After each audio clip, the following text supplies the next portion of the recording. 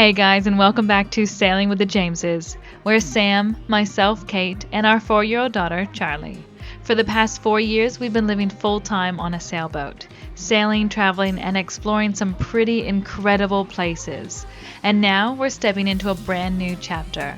We're on the hunt for our next boat, a long-range, expedition-style trawler.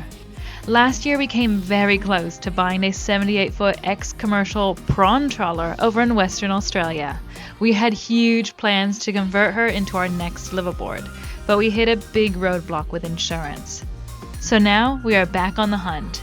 We are currently in Tasmania, and for the past 2 weeks we've looked at a 77-foot steel aft wheelhouse vessel, a 65 steel aft wheelhouse longliner, and a 49-foot defeaver trawler. And this week we're stepping on board another potential contender right here in Tassie. So grab a coffee or a beer, jump in the car with us and buckle up. We're going on a road trip to look for penguins and tour what could be our next boat. Alright, good morning guys. We're in the car this morning hitting the road again. Today we're heading from Launceston to the east coast of Tasmania to check out another potential boat. And this drive is something else. We are winding our way through thick forests, mountain ranges, and some seriously beautiful scenery. And what we don't know yet is things are about to get interesting with this drive and this car.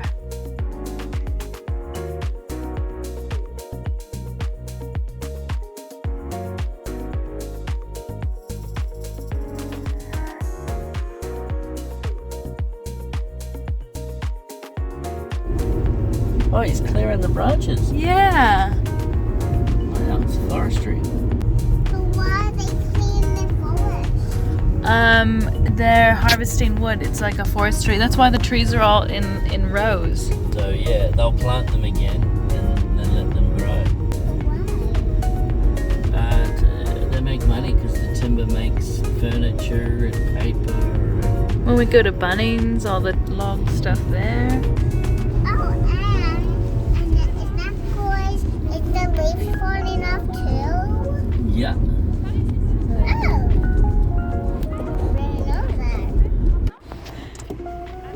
Is it cold? It's not too bad. What are you doing? It says it's 9 degrees out. Yeah. Okay, so this morning we are headed over to the east coast of Tassie. Yes. And we're going to go have a look at a boat in a place called St. Helens. And then we're going to go to a place called Bichenos. And we're going to Bicheno's for the Great Penguin Hunt of 2026. So there's meant to be a lot of penguins there of an afternoon. So yeah, we're going to go and see if we can check them out. Just look at all the penguins. And you heard that right, penguins in Australia. Mm-hmm. So Tassie has some really, really unique animals like wombats, Tasmanian devils, penguins, seals, and then mainland has like kangaroos, koalas. So yeah, penguin hunt today, and then we're gonna come back another different route as well. So right now we're just going down a mountain range which is really windy, really beautiful, has amazing views, and then we just stopped at a lookout just before, and it's freezing. So cold. Yeah, it's amazing. But yeah, we're not taking the most efficient routes because we're kind of killing a few birds with one stone. We're checking out Tassie, checking out different townships and looking out some waterfalls and looking at boats. So we're combining everything. Yeah, so we're doing different routes every time, and yeah, this one's quite a windy. Really windy, beautiful. Yeah. We've just gone up into the mountains, and then this has gotten colder and colder and colder. And I think hopefully now we're going back down to It is. It's warming up. Yeah, it was. We stopped at a lookout. It was really, really cold. But yeah, the boat we're looking at today is quite interesting. So it's an older but seemingly very well kept vessel. So we'll just have to see how well kept it is. And it's a transitional vessel that can take passengers, which is quite interesting. So we could do the odd charter or something with it moving forward, which is always an exciting opportunity. Boats cost a lot of money to own, and it would be wonderful if they could make some of that money back. So we'll see how we go. Yeah, and then from my understanding where we're headed today, St. Helens is like a more fisherman's town type thing. And then looking on the like satellite maps, like it's like a really large bay, but to get into the bay you've got a really big sandbar. So like it's really large, and then it goes into, to get out to the open ocean is like a really narrow but sandbar, so it could be like quite an interesting pass through there. Yeah, seemingly back in the day a lot of the boats, what they did is they made their keels quite fine, and the idea behind that was that it could dig into the sand and they could push through the bar. And one of the skippers that used to work out of there that we were talking to said that in his boat he used to be able to push through nearly a foot of sand, so the keel would sink into the sand and he would just up the revs and just push through the sand and get into the bay, and it used to open up his tidal window for getting in and out of the bay or getting home, so rather than having to anchor out the front and wait longer. That's quite interesting. I've never really, a lot of the times you get your keel so that when it hits the bottom it sits on top, and that way it protects all your running gear and all that kind of things, not ones that are designed to sink in and actually cut through the sand. It's all really neat. But yeah, we're just headed down the mountain now. It's I'll show you guys, it's quite windy, like we're just going around a few bends and everything right now. Yeah. Generally speaking, in Australia the roads are very flat, very long, very straight and very boring, and it's kind of hard to do the speed limit because you just want to go that little bit quicker, you know. Here it's the opposite. It's very rare that I reach the speed limit because it's windy and it's so beautiful and there's so many things to check out. I don't just want to focus on the road and race car drive it, you know, so it's quite refreshing to but it is putting our timings out when we go to meet people and look at these boats, because you know we'll put it in the GPS and it'll say, oh, it's 2 hours away, and then the way Grandpa drives here it's 2.5. And there's quite a few spots that we've gotten to and it says like the speed limit's like 110 or something, and we've been going like 70, and it's just like, holy moly, there's no way we could have done 110 like around this corner. Like you'd be on the gas, on the brakes, on the gas, on the brakes. Yeah, you'd really work the car. It's really cool. It's such neat driving. It reminds me of New Zealand, reminds me of home. It's really nice, really interesting, not boring at all, and we're just enjoying taking different routes to look at these boats, you know, so even that's exciting with spectacular lookouts and stuff, plenty of wildlife along the way. Because even right now we've just, I don't know, exited the forest that's behind us and we've just entered the plainlands. Yeah, so we're really just enjoying everything. Doing 58 in a 100 zone. Well, we'll keep trekking to St. Helens. Yeah. It's quite neat. In the past 5 minutes we've gone from full-on rainforest up like an elevation, then to like some really nice pastures with like green grass and like lower shrubs, and now we are in full-on like big old open paddocks. Like, yeah, with a brewery in 5Ks. Hey, what's this about? And we just passed at the end of like the mountain, we just passed a little like coffee fruit stand, vegetable stand type thing. It said Friday is pie day. Today is Friday. Yeah. Fresh baked pies on Friday. Yeah, if it wasn't so early I'd have one.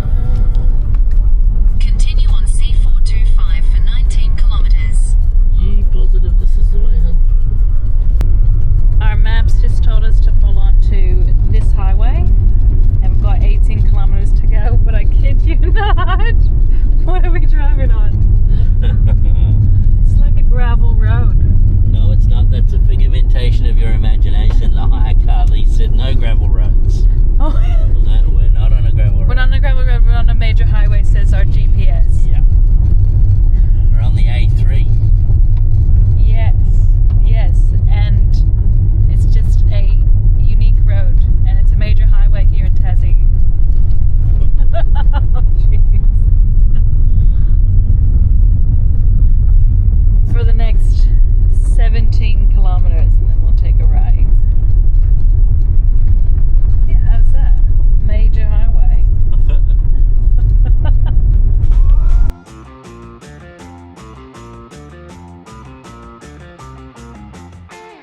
Our GPS is taking us off the main road and onto what it's calling a highway, but it's actually more like a one-lane, 18-kilometer long road in the middle of nowhere. And we've only passed 2 cars this entire time so far. And now we've come to a beautiful lookout where we have mistakenly turned the car off. So we are on this major highway with 310 kilometers left in our range. Yeah. No AdBlue symbol on the dashboard. We stopped at the lookout. And the car said it wouldn't start. It needs at least 10 litres of AdBlue. So, yeah, we've shaken the car around a little bit. It must have registered something. And we're off again. But this beautiful scenic drive has now turned into a little bit of a scary drive. I don't want to turn the car off. It may not start again until we find some AdBlue from somewhere. We both just panicked. Yeah, it said it wasn't going to start. It needs at least 10 litres of AdBlue. So we don't have any AdBlue with us, by the way. Yeah, so we're on a mission to find some. And it's not out here. And we still have, I don't know, like at least 8 more kilometers to go, and we've only passed 3 cars this whole time. Yeah. Oh. Cattle grid. Yeah. But yeah, we both just panicked a little bit. The car said, I'm not going to restart. And we're, whoa. Yeah, it said you need to add at least 10 litres of AdBlue. And we're like, well, we don't have it. No. So, yeah. It said it wouldn't start. Yeah. This fun highway just turned into a little bit of a nightmare. Yeah. So yeah, the car didn't want to turn on for us, and it's saying that we are out of AdBlue. So this is now a bit more of a stressful drive until we can get to St. Helens and pull into a petrol station. In 150 meters, slight right. There we go. A real road. Slight right. Civilization. Yeah. Alright, now let's go and find some AdBlue. That middle button. No, I'm not hitting the middle button. Just hit it, Dad. No, Charlie. It's like, trust me, hit that middle button. Trust me. That middle button. Trust me. It's gonna make a beep, beep, beep, beep, beep. Oh, look out your window.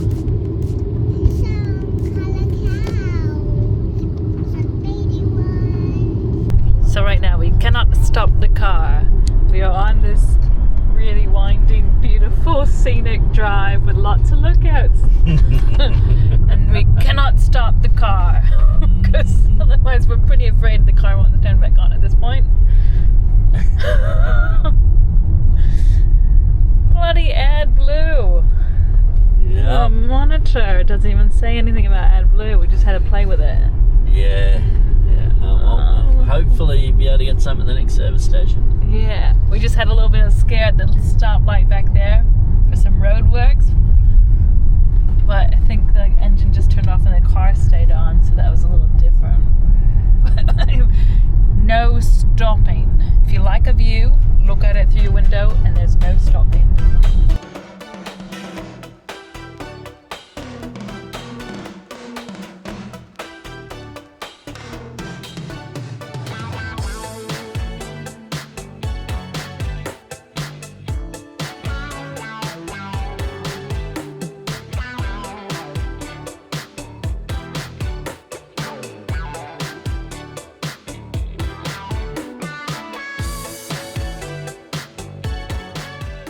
And this is 257.9 diesel.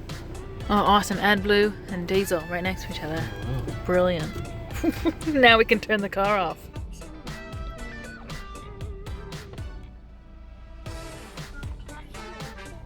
And from the petrol station, we are headed 2 minutes down the road in St. Helens to the marina.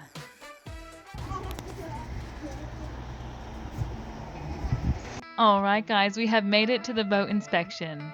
This is a 17.85 meter, or that just puts her over 58 foot, and she's a steel multi-purpose fishing vessel. She was built in 1995, and right away one of the things we really like about her is that she's an aft wheelhouse design.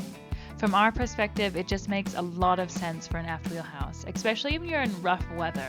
When the bow is taking a pounding, being further aft gives you a more stable platform and more comfortable place to run the boat from. And aesthetically, we just really love the look of the aft wheelhouse.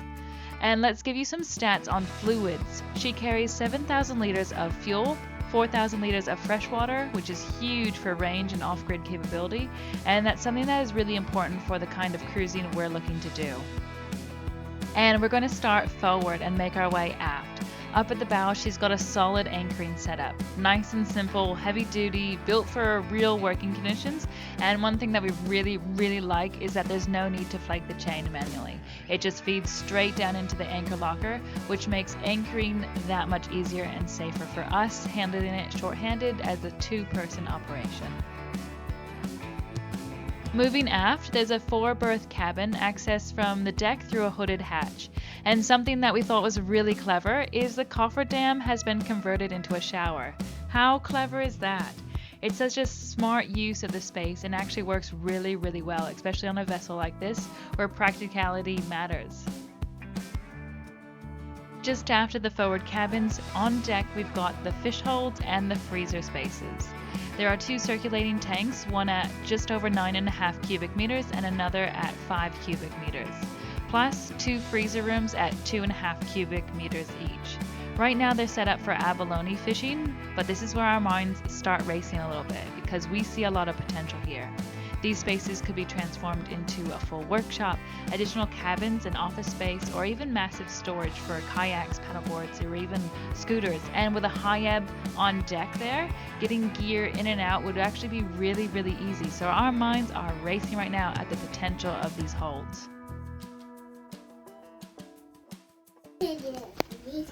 I'm gonna go see the engine room with Dad, okay? I'm gonna see the engine room with Dad. Oh, Mom, honey. Just after the freezer and circulating tanks is the engine room.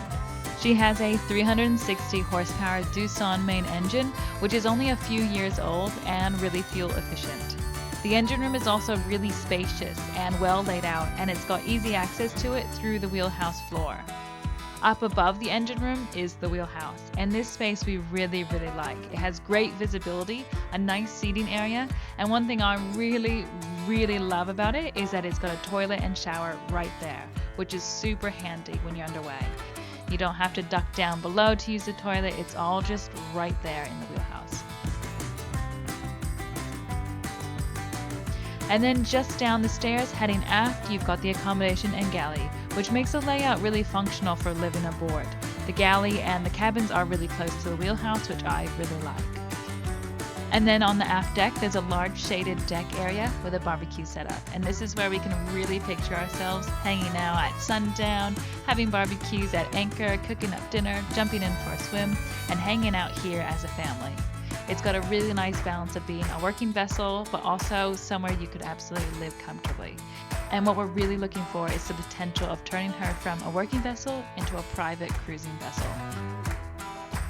After inspecting the vessel, we are headed to St. Helens Bakery to pick up a bite to eat. The bakeries here in Tassie are just chef's kiss next level, I swear. And St. Helens Bakery has been one of the best that we've had and really well priced.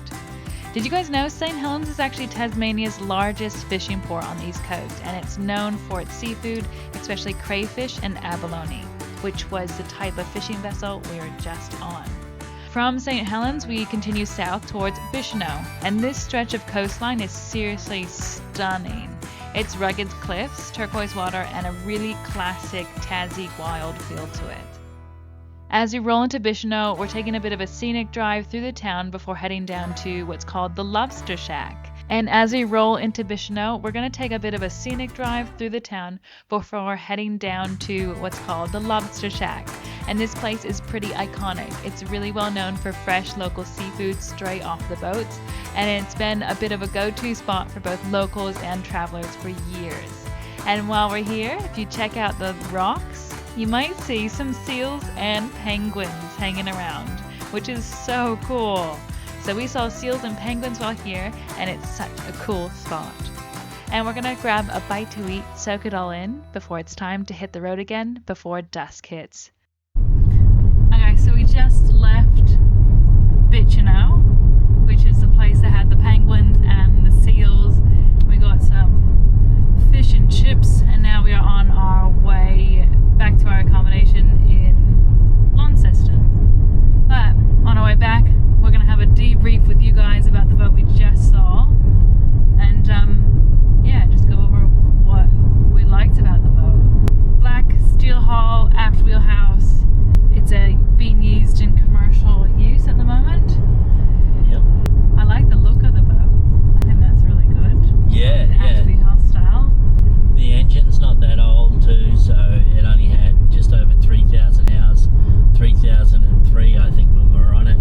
So, which for a commercial vessel, that's not very many hours at all, which is always quite refreshing to know. And you could tell that there was no real major works being done to the engine. They haven't had to replace parts on it or anything yet. Most of it's all still original, which is really, really nice. Yeah, it was 17.88 meters, so that's 58 feet. And in an aft wheelhouse configuration, we did find for what we want, it's a tad small though. So the boat was a fantastic boat. It was 1995. There was hardly any wastage on any of the chines or anything like that. The hull was still in fairly good shape. There was no real major dings or anything in the bottom. It only drew 2.2 meters, which for that style of boat, being full keel, is quite shallow, which is really, really good. So guys, we're just pointing out some wallabies that are eating on the side of the road as well. Yeah, we have to be careful. There's no bull bar on this car, so yeah, they will, not that we want to run them over anyway, but they will damage us and we'll be in a tad bit of trouble if we hit them. Yeah, and it is a rental. And it is a rental, yes. But yeah, the boat was she's a beautiful boat, beautiful, like fast. Yeah. It cruises everywhere at about 9 knots, which is fantastic. It's quite quick, so yeah, you'd get everywhere very quick if you wanted to do that. Fairly fuel efficient as well with the long thin hull, but the downside to that is that it didn't quite have the space that we were hoping for. Yeah, it's a good condition. Owner was absolutely amazing and so nice. And just a beautiful boat, but like what we're looking for is like hopefully to have the potential to connect everything, and unfortunately the way that some bulkheads are and like where they're positioned, it would just be a bit more unfeasible to make it all connected. Yeah, like everything connected. That boat's really good because the wheelhouse is so far aft that if you ever want to change the main engine, you just cut out the deck and rip the old one out, put the new one in. The downside to that is we want to connect the aft accommodation with what we're going to make as forward accommodation, and it came with remarkable challenges because it was a few meters between the bridge and the beginning of the hold. Yeah. So you would have to reconfigure the whole aft wheelhouse, and yeah. So so to give you guys like a bit more of an understanding, because like you don't have too much of a visual, the master bed and the kitchen are down in the back end. Then so we're talking about the first level of the hull. Then you have the engine room. To get from the kitchen area, you go upstairs, and that's your wheelhouse. And underneath the wheelhouse is the engine room, and then forward of that in the hull is the fish hold, and then freezers, and then forward of that is a separate entrance to the V berth, to a 4 berth with a shower, crew accommodations up there,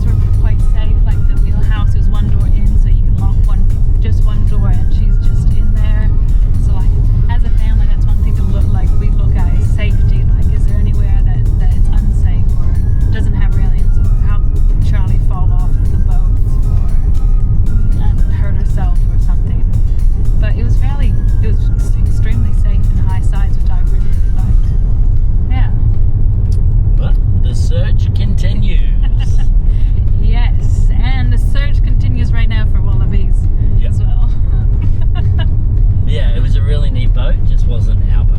Yeah. And that's going to wrap up this one, guys. We would love to know what you thought about this vessel. Is this something that you could see us on? Drop your thoughts in the comments below. We read every single one. If you enjoyed this video, please consider clicking the like button, subscribe, and join us on our adventures every week as we share our journey sailing full-time as a family. A massive and huge shout out to our amazing Patreons. Thank you guys so much. We couldn't do this without you or without your support. If you are interested in joining the J Crew and supporting us making videos and content, plus you yourself get some awesome perks like early access to videos, and there's more, consider becoming either a member on YouTube or joining the J Crew on Patreon. Follow the links in the description box below, and tiers start at only $2 a month. Thank you so much again for watching, and we will see you all same time next week. Join us as we make an offer. Well, stay tuned, guys. We'll see you next week.